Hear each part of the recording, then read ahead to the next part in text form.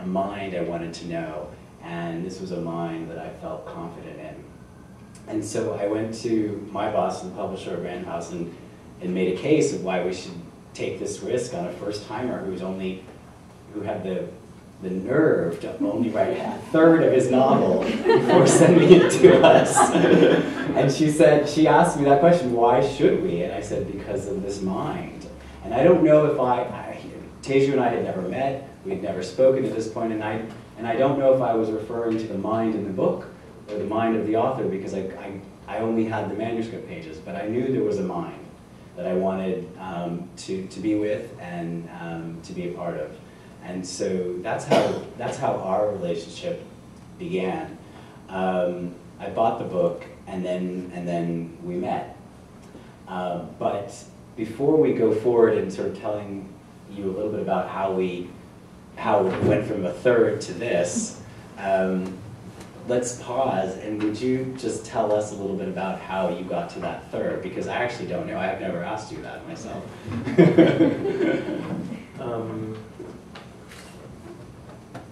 So I think one of the strangest things about everyone can hear me. One of the strangest things about this book was that when I started writing it, I didn't start out writing a book.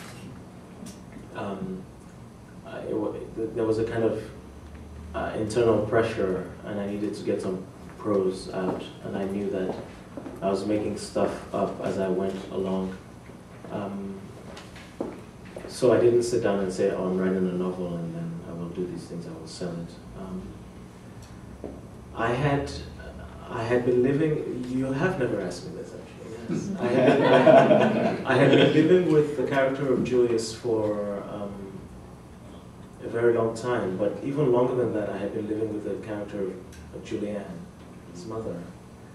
And I had made a couple of attempts to write a few pages about her and tell her story.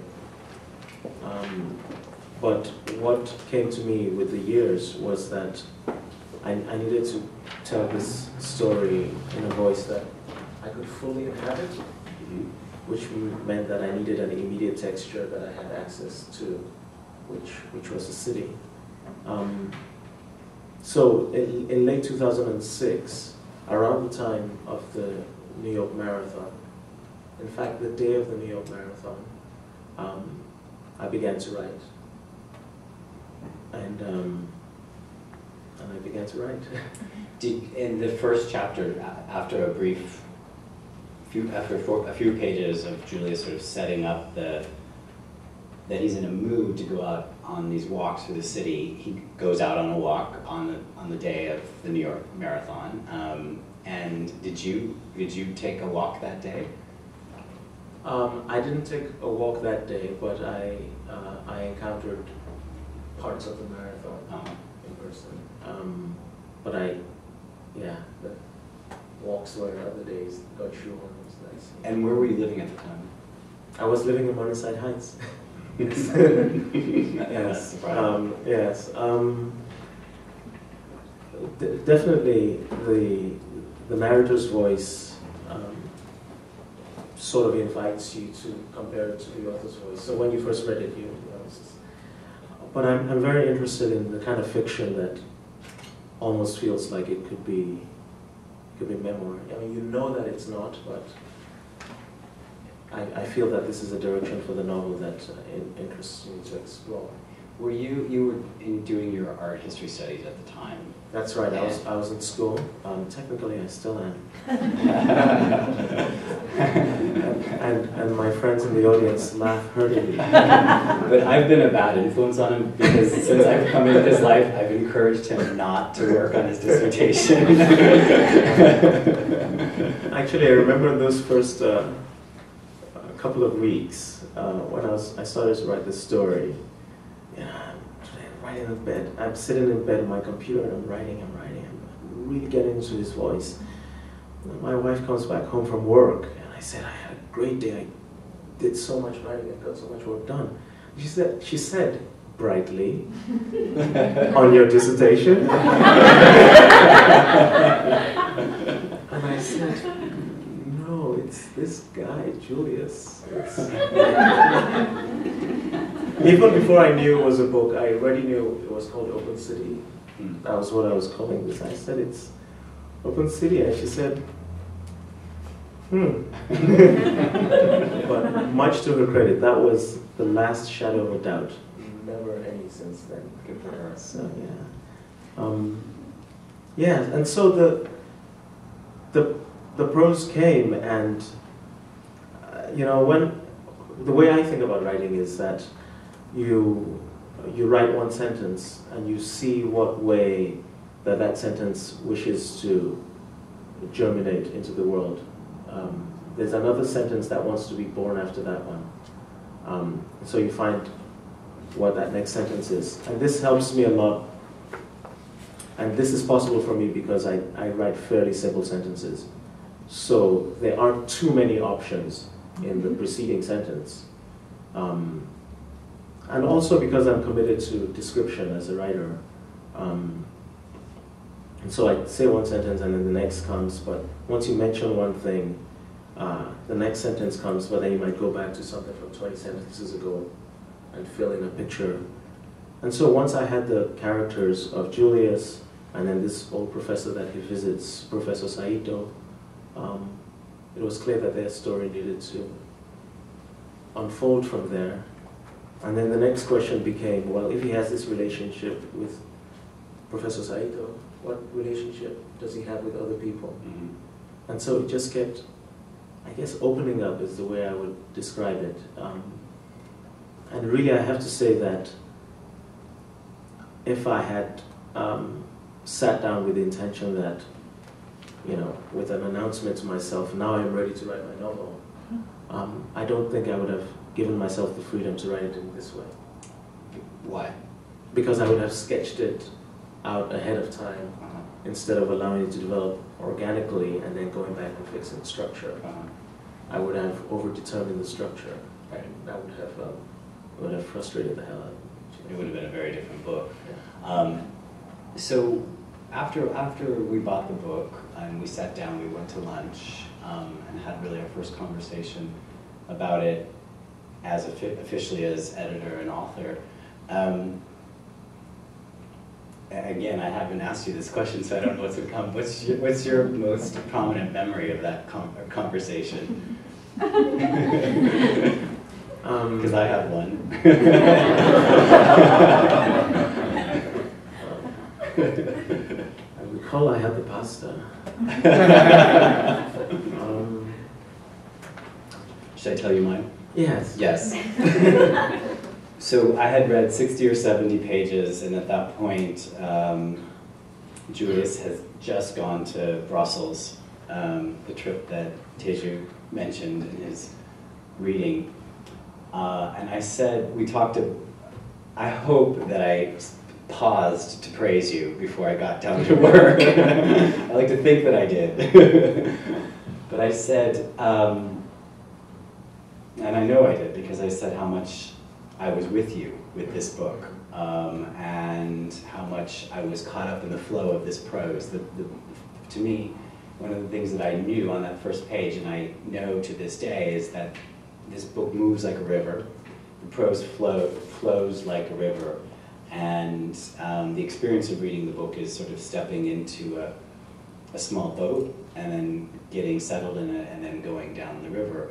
And so I knew that was what was already working in the 60 to 70 pages that I had at that point. But I said, I want you to think about plot. And I knew what this book was trying to be. I mean, I believed I knew what this book was trying to be because it's evident in the first third. And that's what I wanted the book to be. That's the book I bought. I didn't want it to be anything other than it was. And I believe that it does have a plot. But I wanted you to, as you thought about Julius and as you thought about the rhythm of the prose and the ideas that Julius was encountering in the city through the people and the city itself, I wanted you to also continue thinking about building a plot as I saw that you were. I remember that. Now it's coming back. No, I definitely remember that. And, you know, we shouldn't paint too rosy a picture of our romance, because I indulged in a little bit of speed dating before I settled on working with David. And each person who took a look at it, I mean, everybody just had a sort of slight sense of alarm, like, where is the story going? It's beautifully written, but where is it going? And I sort of had the callousness of youth in responding that, well, if you hate this first part, you will absolutely despise the rest, because I intend to go even deeper into this mode. But it was clear that, you know, there were elements of story in there, and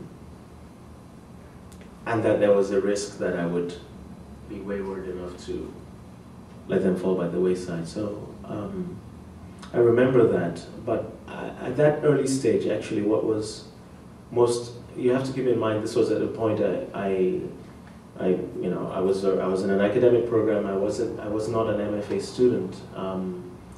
I was not even selling a novel. It wasn't like I had written this thing and I was determined to have it in shops or whatever. So I was in sort of this weird frame of mind where I had nothing to lose.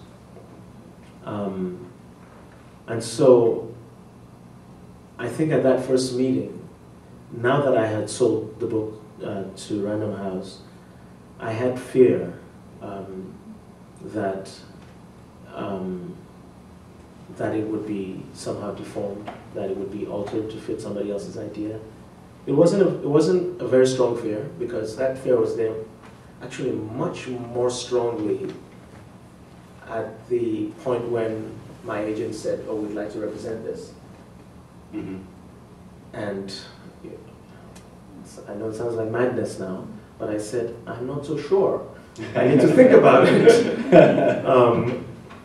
So I sort of kept them waiting for a few weeks. I've never heard of that. Yeah, not It's usually the other way around, right? Right, but not because I had such a high opinion of my work, but because, you know, when you're sort of like a pauper and you have your few pennies, you want to sort of hold on to them, and I didn't want somebody to turn me into the next whatever. I just knew that I had a satisfaction in working in this mode. And then I met with Scott, and he said, I edited Austerlitz. I said, "Oh," you know. So he talked about working with Sebald, and so I chilled the fuck out.